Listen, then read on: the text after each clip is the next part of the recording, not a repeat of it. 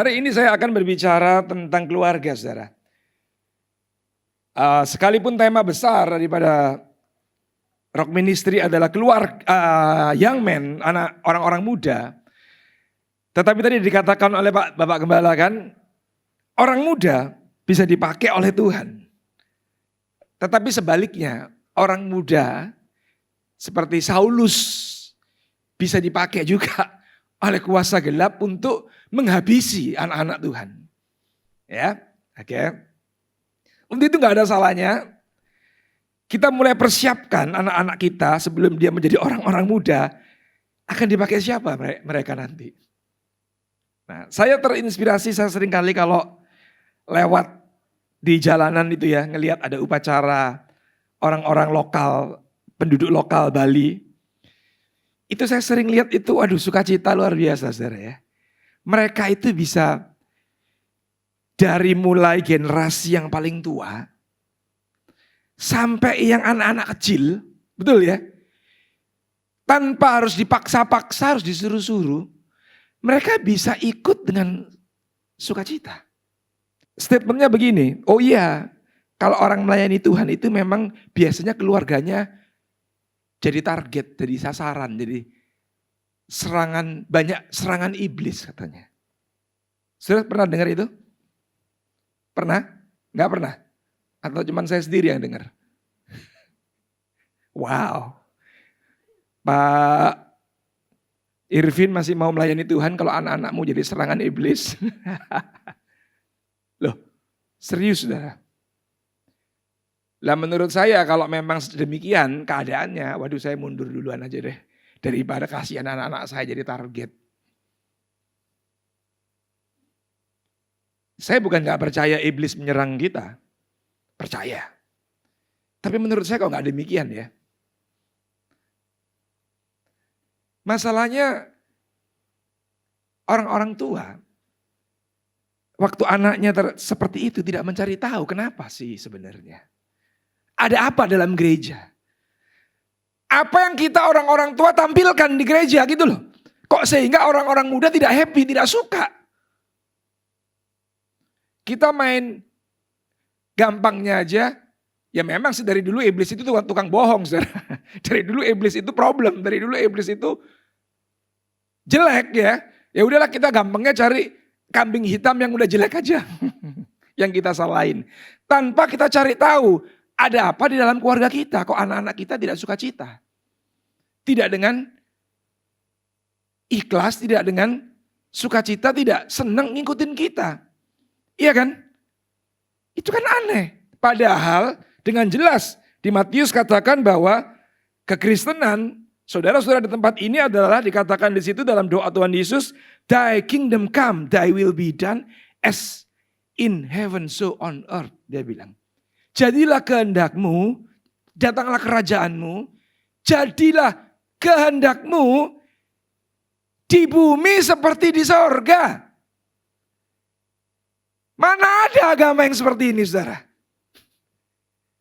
Saudara dan saya sedang tidak menjalankan hukum sebenarnya. Agama itu kan hukum kan?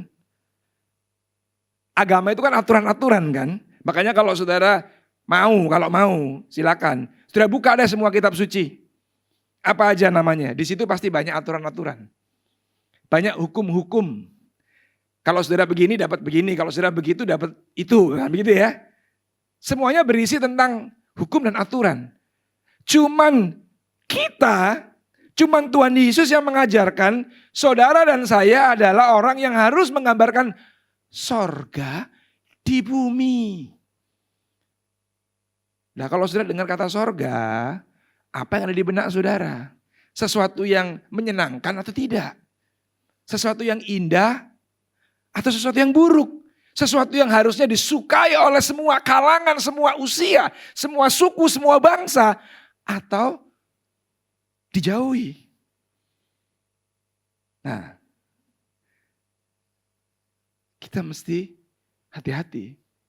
Kalau ada orang gak suka cita di dalam kita. Kalau ada orang tidak suka cita berdekatan dengan kita. Ada sesuatu yang salah. Serius. Kehendak Bapa adalah mensorgakan bumi. Ya. Berfirmanlah Tuhan, baiklah kita menjadikan manusia menurut gambar dan rupa kita supaya mereka berkuasa atas ikan-ikan di laut dan burung-burung di udara dan atas ternak dan atas seluruh bumi dan atas segala binatang melata yang merayap di bumi. Maka Allah menciptakan manusia itu menurut gambarnya, menurut gambar Allah diciptakannya dia. Laki-laki dan perempuan diciptakannya mereka. Allah memberkati mereka, lalu Allah berfirman kepada mereka, beranak cuculah dan bertambah banyak, penuhilah bumi dan taklukkanlah itu, bla bla bla bla bla. 1, menciptakan manusia serupa dengannya, bahkan memberikan kehendak bebas. Saudara. Kalau Allah menciptakan kita serupa dengan dia itu, ini nih. Saya mau kasih tahu ya, jelas bukan wajahnya loh ya, jelas bukan bentuk yang kelihatan secara fisik. Jelas ya. Jadi makanya sudah gak usah berdebat tentang Tuhan Yesus itu bule atau Asia atau Afro atau apa, udah gak usah berdebat. Karena yang jelas Allah itu ruah. Ruah itu roh yang tidak ada bentuk wujudnya. Jelas ya. Bahkan jenis kelaminnya pun gak ada. Kok disebut Bapak? Nah nanti kita belajar. Jadi Bapak itu bukan laki-laki. Tunggu dulu ya, jangan buru-buru. Tapi yang pasti kita serupa dengan Allah itu, saudara dan saya diberikan akal budi untuk mempertimbangkan. Untuk membedakan mana yang baik dan yang tidak baik, mana yang berkenan kepada Allah dan yang tidak. Dan saudara diberikan kehendak bebas untuk memutuskan. Saya harus tahu dulu ini. Jadi rumah tanggamu, keluargamu, anak-anakmu, cucumu akan beribadah kepada Tuhan atau tidak, mau melayani Tuhan atau tidak, saudara diberikan kehendak bebas untuk membawa itu ke arah mana. Maka itu saudara ingat ya, Yosua pernah menulis apa di kitab Yosua, dia ngomong apa? Aku dan seisi rumahku dan keluargaku akan melayani Tuhan. Terserah kita. Nah, cuman memang kenyataannya akan begini saudara. Jarang banget ada orang yang kalau punya anak, itu anaknya pinter, keren, banyak bakatnya, talentanya. Wah pokoknya sering juara, dipuji-puji orang, jarang. Terus kalau kita ditanya orang, kepingin anaknya kalau gede jadi apa? Jadi pendeta, jarang saudara. Betul ya? Jujurlah, masa cuma saya sih?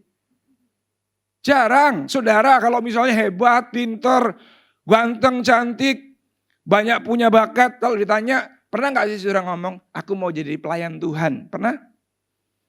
Enggak kan? Pinginnya jadi apa? Jadi pengusaha hebat, jadi artis lah, jadi ini itu pokoknya yang jarang lah. Tapi yang saya sering dengar nih, kalau ada bapak-bapak, ibu-ibu nih, yang anaknya udah hopeless. Iya kan? Kena narkoba, direhab kena lagi, direhab kena lagi. Masa depannya suram. Biasanya begini nih, aku persembahkan kepada Tuhan. Loh, serius betul enggak? Saya mau kasih tahu ya, tanpa kita sadari, kita ini ngomongnya nyembah Tuhan, tapi gestur kita kurang ajar banget itu sama Tuhan. Atau tadi, ada 2 minggu yang lalu Pak Gembala ngomong, biasanya orang muda kalau diajak pelayanan, nanti om, masih muda, berkarir dulu, happy-happy dulu. Ntar kalau udah mendekati pulang, baru kita pelayanan. Kalau potensi masih top performance, untuk cari duit, untuk meniti karir. Saya nggak ngomong itu salah sih. Tapi saudara sadar nggak sih ngomong begitu itu? Gitu loh. Sementara kita suka sekali ngomong Tuhan itu begini, begitu luar biasa, macem-macem. Sadar nggak sih tapi kalau kita ini suka begitu gitu. Nah sekarang saya mau ajak setiap daripada kita nih. Terutama yang sudah berkeluarga. Tapi yang belum juga nggak ada salahnya. Kemudian waktu dia ingin mengsorgakan bumi, Tuhan selain memberikan kehendak bebas, menciptakan makhluk, yaitu manusia yang serupa dengan gambarannya, punya akal budi, diberikan kehendak bebas. Kemudian Tuhan membentuk keluarga seperti di sorga, dengan keberadaan Tritunggal. Nah lihat, tadi di Kejadian tadi dikatakan apa? Allah berfirman, baiklah kita kan, betul ya? Jadi di situ kan Tuhan nggak sendirian kan? Nah itulah yang sering kita ini sebut, kita mempercayai Tritunggal. Ada pribadi, yang kedua, yang ketiga, yang bersama-sama dengan Allah, berfirman kepada manusia untuk membentuk keluarga. Sebenarnya ngapain sih Tuhan itu kok bikin kita bingung? Ya dia sendiri aja kan sudah. Betul ya? Nah sebenarnya ini nih kuncinya. Karena dia itu ingin membentuk keluarga. Ingin menunjukkan dan bahkan eksistensinya pun seperti keluarga. Tidak sendirian. Saudara sadar gak bahwa saudara itu gak bisa hidup sendirian? Sadar ya? Gak mungkin kita itu bisa hidup sendirian memang. Nah sejak semula waktu Tuhan menciptakan manusia, dia akan ngomong, gak baik kalau manusia itu seorang diri. Maka itu diberikan perempuan, diberikan Hawa, dan kemudian dikasih firman untuk beranak, bercucu, untuk kemudian jadi sebuah komunitas. Nah, komunitas yang pertama, lembaga yang pertama yang dibentuk Tuhan, yang menjadi kepanjangan tangan daripada sorga, saya mau kasih tahu, saudara, bukan gereja. Bukan gereja, tapi keluarga. Penting mana? Penting mana? Keluarga yang rohani dengan gereja yang rohani. Penting mana? Halo? Bingung? Penting mana keluarga melakukan firman Tuhan atau gereja melakukan firman Tuhan? Penting mana, saudara? Penting mana gereja jadi terang, jadi garam, atau keluarga jadi terang dan jadi garam? Penting mana? Keluarga, gereja, ada yang nggak tahu itu akibat pakai masker. Enggak, aku bercanda. Kalau keluarga konyol, nggak jadi garam, nggak rohani, cuman agamawi, saya mau beritahu ya, gereja amburadul biarpun orangnya banyak. Gereja nggak ada gunanya biarpun musiknya keren. Gereja percuma biarpun bagusnya minta ampun tempatnya, percuma. Kenapa? Sebab tinggal tunggu waktu. Masa sulit datang, bubar pasti. Penganiayaan, apalagi penganiayaan. Masa sulit aja udah kayak begini. Apalagi ini belum masa penganiayaan, saudara. Ini cuma masa sulit, masa pandemi. Sudah gak diapa-apain kan pulang gereja? Gak ada yang dibunuh kan? Gak ada kan? Jadi belum masa penganiayaan. Itu aja gereja udah, aduh. Ya saya ngomong jujur ya. Kan beda jauh sama kita dulu sebelum COVID kan? Beda jauh. Tapi saya suka cita dengan saudara-saudara yang hadir di tempat ini hari ini. Ya, bukannya saya menghakimi yang di rumah yang gak hadir, ya terserah mereka sih. Kalau mereka lebih nyaman online. Kalau mereka lebih suka menyembah, memuji, dan katanya beribadah dengan celana kolor, ya terserah mereka. Iya.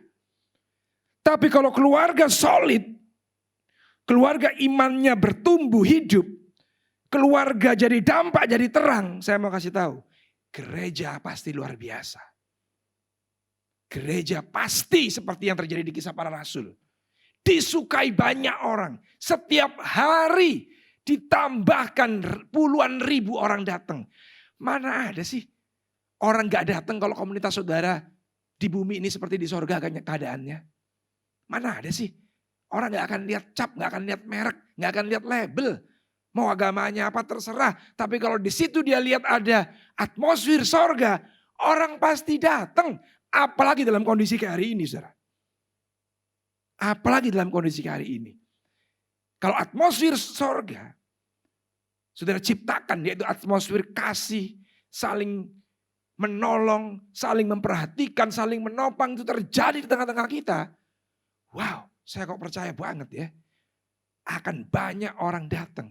Tapi kalau dalam kondisi begini justru kita menunjukkan kita semakin egois, semakin mementingkan diri sendiri, semakin yang penting gua dapat duluan. Wah ya itu cerita, ya itu lain lagi. Nah itulah orang-orang yang gak begitu ngerti tentang gereja, tentang firman Tuhan. Orang-orang muda akhirnya menganggap kita ini orang-orang yang main sandiwara, main drama. Betul ya? Mereka gak happy, gak suka. Jadi tuan-tuan dan nyonya-nyonya yang ada di sini, kalau anakmu susah banget diajak ke gereja, apalagi diajak pelayanan, coba dicek apa yang kamu tampilkan di sini waktu pelayanan dan yang kamu tampilkan di rumah sama enggak? Jangan-jangan saudara di sini Tuhan berkati, di rumah dasar lu anak siapa sih lu? Nah, persoalannya kan itu. Di sini kita kelihatan so sweet. Di rumah kita kelihatan bitter. Pahit banget kalau di rumah. Di gereja manis banget. Itu yang problem masalahnya memang. Makanya hari ini saya kalau ditanya, apa kabar? Udah gak usah ngomong luar biasa kalau memang gak luar biasa.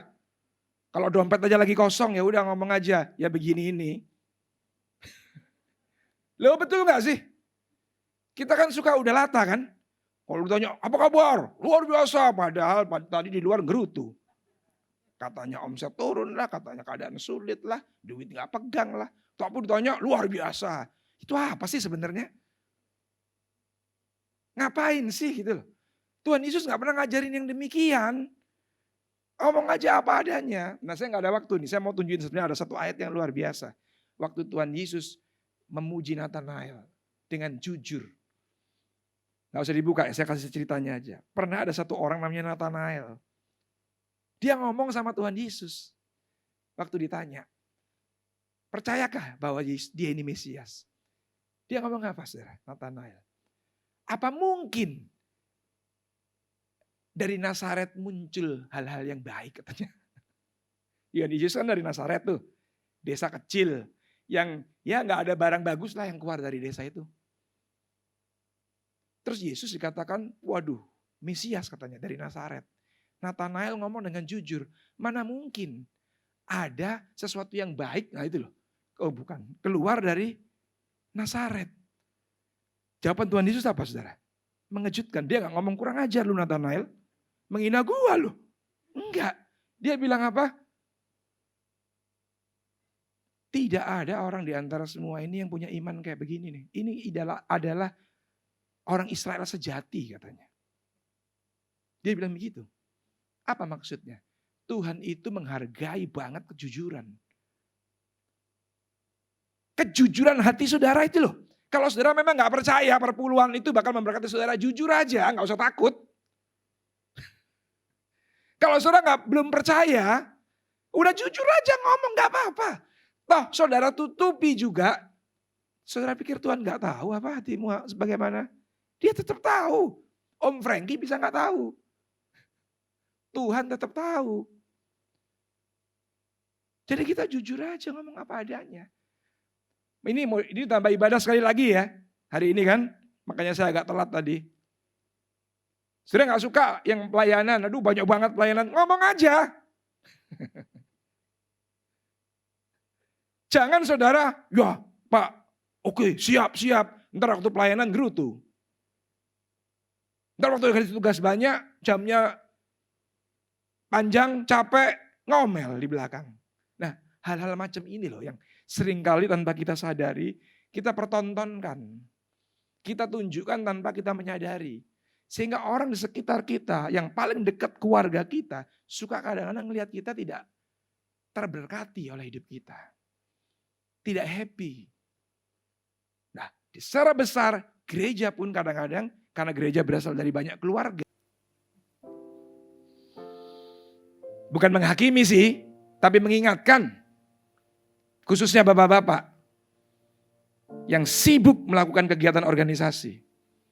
Tapi tidak jadi sumber dalam keluarga. Saya kasih saran ya. Terus gimana Pak? Mundur. Mundur. Terus perbaiki dulu tanggung jawabmu sebagai sumber. Perbaiki dulu. Begitu saudara jadi sumber dalam keluarga, ntar di gereja jadi dampak. Di dalam keluarga gak jadi sumber, di gereja jadi troublemaker. Percayalah. Kelihatannya aja saudara pelayan Tuhan. Tapi troublemaker sebenarnya. Kenapa? Di komunitas kecil aja yang inti. Belum bisa jadi source kok. Bagaimana mungkin jadi dampak di komunitas yang lebih besar? Betul? Renang di kolam 135 aja belum bisa kok mau renang di Pantai Kuta. Istri ya mesti adil ya. Kalau bapak disinggung, istri disinggung juga lah. Biar ketawanya bisa dua-dua. Istri kayak Roh Kudus. Yang harusnya jadi penolong. Penolong. Bukan perongrong. Bukan penggonggong. Apalagi katanya Pak Roni yang paling gawat. Jadi penggarong. Saya gak pernah Pak nggarong suami. Betul. Tapi gak sedikit loh. Di masa-masa COVID seperti sekarang ini. Istri-istri yang tetap aja kerjaannya ngafe. Yang tetap aja kumpul-kumpul sama komunitasnya dari kafe ke kafe. Kalau gak boleh marah. Loh gimana sih? Bukan kayak itu nggarong? Iya kan? Udah tahu suami income-nya terganggu. Udah tahu kondisi lagi sulit. Harusnya para istri justru harus menolong suami. Untuk bagaimana caranya ngatur keuangan dengan sehat. Dengan uang yang tidak terlalu banyak itu. Saya kok percaya ya, Tuhan gak pernah mempersulit kita. Dengan keuangan yang mungkin berkurang itu, Tuhan tidak berniat untuk saudara sulit. Tapi Tuhan berniat untuk saudara mulai mengatur dengan bijaksana. Yes. Saudara jangan pikir saya pun tidak berkurang loh saudara. Berkurang banyak. Tetapi gak kekurangan tuh. Kenapa? Karena akhirnya kita mengatur ulang. Mengatur ulang semuanya. Pengeluaran jadi diskon lah. Jadi 50% kalau perlu 70%. Gak kekurangan, bisa. Tapi bukan justru kita malah tetap hidup dengan lifestyle yang seperti dulu. Habis ngapain Pak di rumah nganggur kondisi begini? Waduh, ya itu namanya penggarong. Bukan penolong. Tolonglah suamimu untuk dia bisa jadi sumber yang benar. Karena gak ada suami yang bisa berhasil kalau gak ditolong. Masa sih Pak? Iya. Kalau bisa Tuhan gak kasih Hawa kepada Adam. Gak ada. Makanya the success man, the great woman behind the success man kan. Selalu di belakang laki-laki yang sukses ada the great woman. Dia gak bisa stand alone. Tidak bisa. Ada yang menolong di belakang gak kelihatan. Ada Roh Kudus dalam kita gak kelihatan. Yang membuat kita bisa tetap teguh mengiring Kristus. Itulah istri-istri, ibu-ibu. Terakhir, anak. Bapak-bapak belajar dari Bapak kita di sorga yang adalah sumber. Istri-istri belajar daripada Roh Kudus yang adalah penolong. Yang setia itu. Yang gak ngomel-ngomel di saat sulit. Tapi justru memberikan penghiburan di saat-saat sulit. Anak-anak, terakhir ya. Belajarlah rendah hati. Seperti Tuhan Yesus. Saudara mungkin anak secara rohani, saudara anak secara biologis, ada tempat ini. Saudara anak di dalam sebuah perusahaan yang dipimpin oleh orang-orang punya otoritas atas saudara. Sama semua. Semua orang yang di atasnya ada otoritas itu putra, anak. Belajarlah jadi rendah hati kata Tuhan Yesus. Sekalipun kamu hebat, sekalipun kamu pintar, sekalipun kamu berprestasi. Tapi belajarlah mulai rendah hati seperti Tuhan Yesus. Taat. Yesus yang adalah Allah meninggalkan segala kemuliaan dan kealahannya itu. Dan mengosongkan dirinya. Sudah lihat ya. Dia rela turun. Bahkan waktu turun dia taat sampai mati di atas kayu salib. Maka itu tidak ada nama yang diberikan yang lebih daripada dia di muka bumi ini. Bukan karena kehebatannya, karena ketaatannya, karena kerendahan hatinya yang membuat Yesus ditinggikan. Sehingga tidak ada nama lain di muka bumi yang lebih dimuliakan daripada dia. Betul? Belajarlah dari Tuhan Yesus.